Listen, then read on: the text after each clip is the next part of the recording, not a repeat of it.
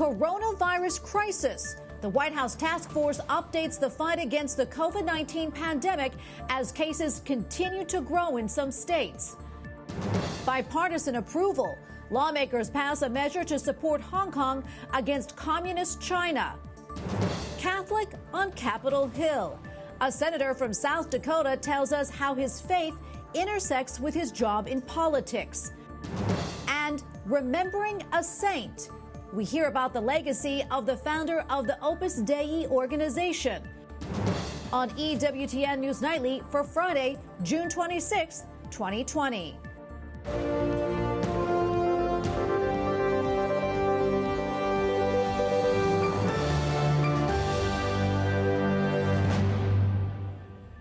Good evening and thanks for joining us tonight. I'm Tracy Sable. The White House Coronavirus Task Force takes center stage tonight. Today's public briefing comes as the pandemic flares up with record-setting outbreaks in parts of the country. At the same time, we are tracking a bright spot for the economy. President Donald Trump says it will come back roaring and will not shut down. White House correspondent Owen Jensen reports. Owen? Tracy, today the White House updated the nation on the battle against the pandemic, the virus. Some parts of the nation are doing very well. Other places, a very serious problem. And right now, the majority of people getting infected are young people. Briefing reporters at the Department of Health and Human Services, the White House Coronavirus Task Force. First, we want to share with you, as Dr. Birx will, what we're seeing in the rise of new cases that today surmounted 40,000 new cases in a single day. And the virus proving itself a relentless foe. We stand here today, we believe we've made progress. But as we are reminded as we see cases rising across the South, that we still have work to do. Dr. Deborah Birx is tracking the spread of the disease. And so as we call on individuals to protect one another, by passing someone on the street, you don't know what comorbidities they have.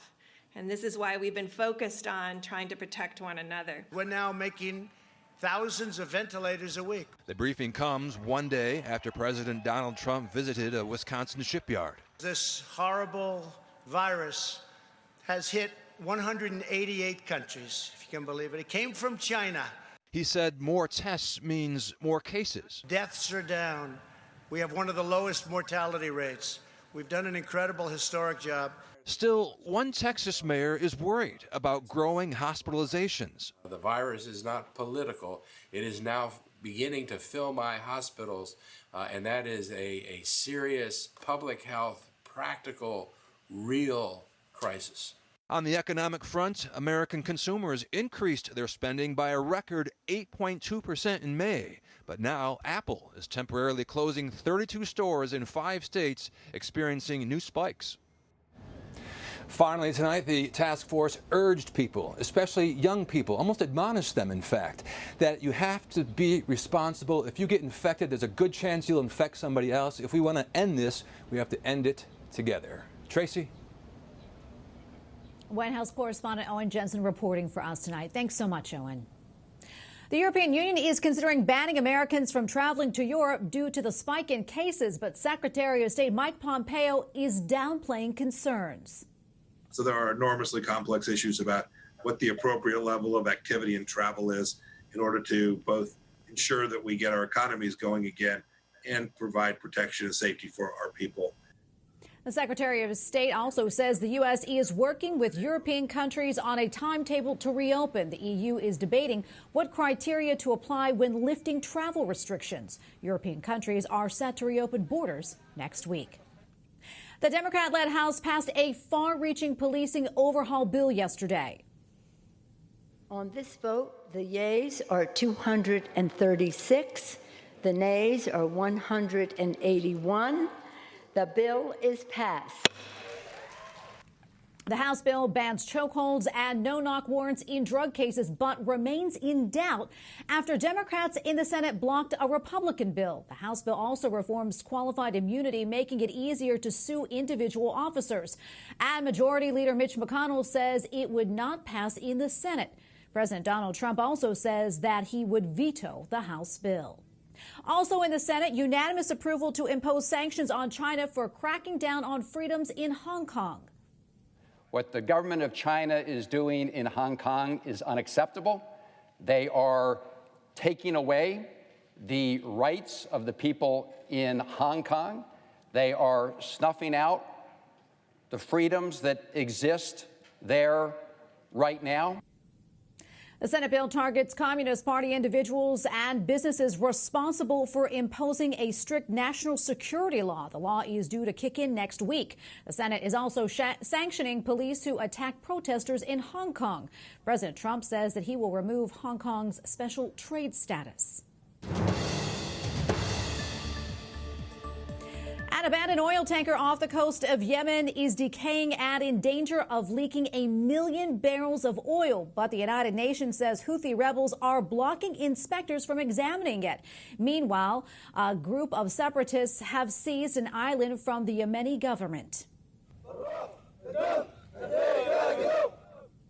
The separatists usually fight alongside government forces against the Houthi rebels, but they took control of military bases on the remote island of Socotra in the Gulf of Aden. The government is calling the seizure a coup after the separatists appointed a new governor. India's health ministry is reporting the highest single-day rise in COVID-19 cases. आज दिल्ली में लगभग 74,000 More than 17,000 cases were reported in the last 24 hours. That brings the number to nearly 500,000 in India. The rise is prompting a delay in resuming train service to most of the country. And another worrying trend in India is that the treatment is not equal for everyone. Many people are in crowded public hospitals while others get spacious suites in private hospitals that only the wealthy can afford. Israeli Prime Minister Benjamin Netanyahu says the Jewish state is teaming up with the UAE to fight the coronavirus pandemic. He was speaking to graduating fighter pilots and says Israel and the United Arab Emirates will coordinate on research and development. Pope Francis has donated nearly 36 respirators to be used by countries fighting the COVID-19 pandemic. They have gone to countries including Haiti, Venezuela, Brazil, and Ukraine. The Holy Father made the donations over the past several weeks. And Pope Francis is ordering a Polish bishop to leave his diocese after a documentary film identified him for allegedly covering up cases of sexual abuse. The film suggests that Bishop Edward Janiak did not follow Vatican rules when he reassigned a priest who was later defrocked. The Pope is naming another bishop to administer the Diocese of Kalisz while investigating takes place. Today marks the 45th anniversary of the death of Saint Josemaría Escrivá. The Spanish priest founded the Opus Dei, or Work of God organization. It is one of the biggest movements in the Catholic Church with nearly 100,000 members worldwide. Saint Josemaría died in Rome at the age of 73. He was canonized by Pope John Paul II in 2002. Father Christian Mendoza, professor of Catholic social doctrine at the Pontifical University of the Holy Cross, more commonly known as Santa Croce, joins us now from Rome. Father, thank you so much for your time. So talk to us about Saint Josemaría Escrivá and why he founded Opus Dei. Well, thank you very much for inviting me. Saint Josemaría, actually, he founded Opus Dei because God wanted that. He always said that Opus Dei, the work of God, is his biography. He did something he didn't want to do, but God asked him to do that. So it's kind of exciting to see a diocesan priest who receives this call, and he has to do something that is so different from what he had to do. Working with lay people, working with families, and giving to all what the Vatican Council will later say that we are all called to be saints. Father, talk to us about the type of work that Opus Dei does around the world. Well, Opus Dei is a personal prelature that is like a diocese. When you have a bishop and priests and families, Opus Dei is the same. We have a prelate that sometimes is a bishop. Today is not a bishop, but the former ones were bishops. And then you have some priests, like me. I'm a priest of Opus Dei. And then you have families. 80% of the people of the work are families. So Opus Dei gives formation to these families, spiritual direction, the sacraments, and works also with all the people who want to come to receive this kind of formation. This is what Opus Dei gives. It's like a big and great catechesis. I know that you studied Saint Josemaría very closely. What would you like our viewers to take away from his life and work? Well, the life of Saint Josemaría is the life of someone who really believed that God can act today. And he had this great trust in doing something that he believed will change the world.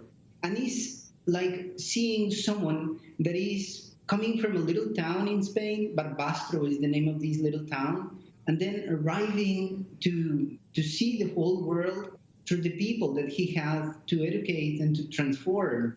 And thanks be to God, today, the people of the work, they can be in the middle of the street doing any kind of work, and you have taxi drivers and you have bankers, and you have ladies who work in Kenya in the plantations, and you can have people working for government in other nations. So it's like the first Christians. Saint Josemaría started to understand this in his life, and at the end of his life, he was like totally surprised. And this is, I think, our vocation. Each one of us has to be surprised because God is doing marvelous things through us. Well, Father, we have just about a little less than a minute left, but I'm wondering, how is this day of his anniversary being commemorated? Well, today is the feast day of Saint Josemaría here in Rome. We are having streaming of the Mass that our prelate, Monsignor Fernando Cariz, is going to celebrate in the place where Saint Josemaría is buried, that is here in the north of Rome, and is like a way to be connected to the whole world. The pandemic is not necessarily putting us away from others. In this way, we are all united. And it's nice and exciting to also have the chance to see the prelate face to face through our cameras. The Mass will be celebrated for those who are suffering with this pandemic. Oh, Father, thank you so much for your time today. We really do appreciate it. Father Christian Mendoza, Professor of Catholic Social Doctrine at the Pontifical University of the Holy Cross. Thank you again, Father. It's my pleasure. Thank you, really. Thank you. God bless. Coming up, analysis of a report on the fight against human trafficking. Plus, Senator Mike Rounds from South Dakota tells us how he uses his Catholic faith while working on Capitol Hill.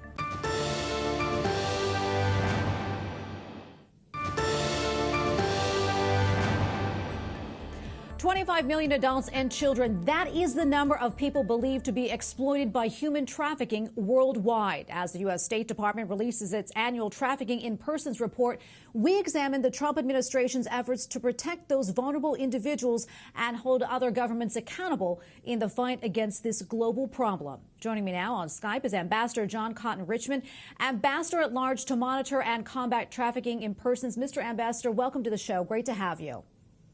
Thank you so much.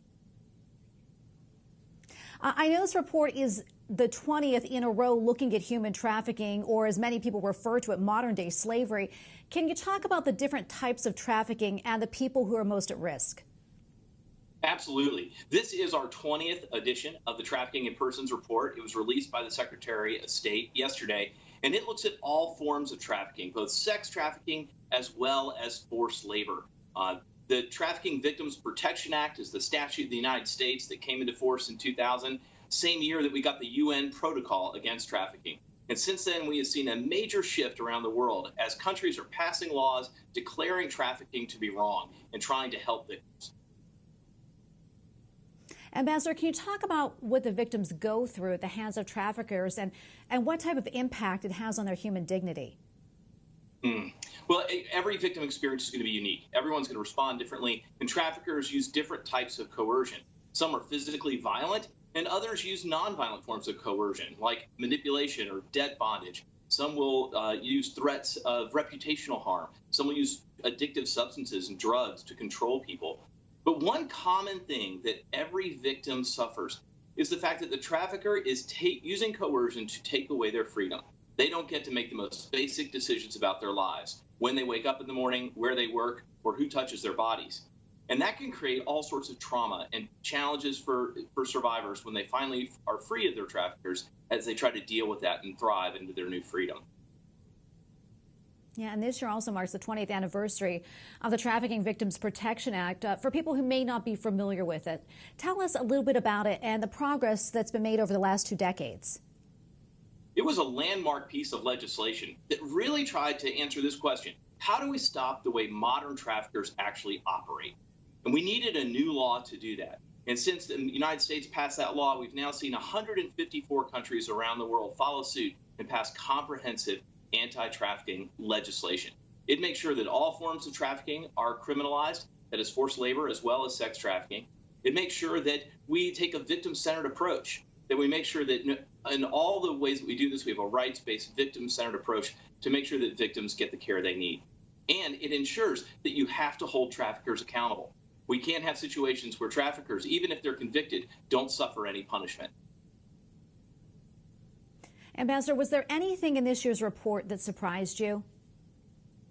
One of the unique things about this year's report is that we got a new piece of legislation that caused us to focus in a new way on state-sanctioned forced labor, where governments have a policy or pattern of trafficking. Normally think about traffickers as criminals or groups or networks, but it is a huge problem when a government itself, instead, who is supposed to and charged with taking care of individuals and keeping them safe from traffickers, becomes the trafficker itself. And where we have state-sanctioned forced labor, we call it out. So the Secretary designated 10 countries around the world as countries that have a policy or pattern of trafficking in persons. Ambassador, we have less than a minute left, but I'm wondering if you can tell us, I know this is such a huge problem, a global problem, but what can we do as everyday citizens and in our communities to help others in this situation? I think there's always something that we can do. We can stay informed and understand about the different expressions of trafficking. We can make sure that we're looking for not just typical sex trafficking cases, but also forced labor cases that might be in our communities. We can make sure that we know how to report those cases to hotlines. We can encourage law enforcement officers to take a victim-centered approach and to do proactive investigations. And we can do advocacy around the world to make sure that we are prioritizing this as a nation. Obviously we have COVID right now, and I can tell you traffickers are not shutting down. This is a time where we have to accelerate our efforts. Ambassador, thank you so much for coming on the show and talking with us about this. Ambassador John Cotton Richmond, Ambassador at Large to monitor and combat trafficking in persons. Thank you again for your time. Thank you so much. Since 2015, Mike Rounds has served as Senator of South Dakota. Prior to that, he served as the state's 31st governor. Throughout his career, Rounds says his faith and his Catholic roots have kept him centered. He sat down with Capitol Hill correspondent Eric Rosales. In this unprecedented time of COVID-19, Senator Mike Rounds has been up here on Capitol Hill working for the people of South Dakota. He tells me the one thing that gives him strength is his Catholic faith. The good Lord will give us challenges, but the good Lord will never give us more of a challenge than we can handle. Senator Rounds considers his Catholic upbringing a gift from the time he was a student at Saint Joseph's School in South Dakota, where he was taught by Benedictine nuns. I was raised Catholic. My dad actually had studied for the priesthood for a period of time before discernment, and he decided he really wanted a family. He shared with me how a weekly Bible study with fellow senators from both parties has helped him grow closer to God. And it's really enriched my understanding of my own Catholic faith, and it's made me even more appreciative of my own Catholic faith. The Bible studies are often led by the Senate chaplain, Barry Black. Pastor Black is a very special gift. Let us pray. He is thoughtful. He cares about all of us, and he keeps us together. And his message is a Christian message of faith and hope and love. I asked what has been the hardest for him during the COVID-19 pandemic. Our bishops have indicated that, perhaps it's not the right time to be at Mass.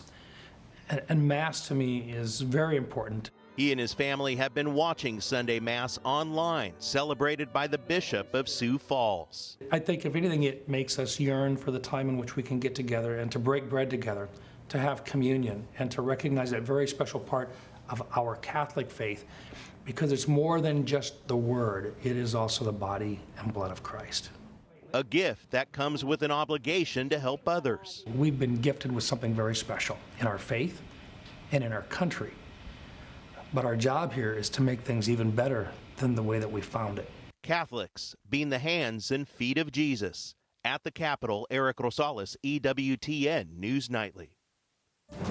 Up next, we examine if President Donald Trump's executive order on adoption will benefit faith-based agencies.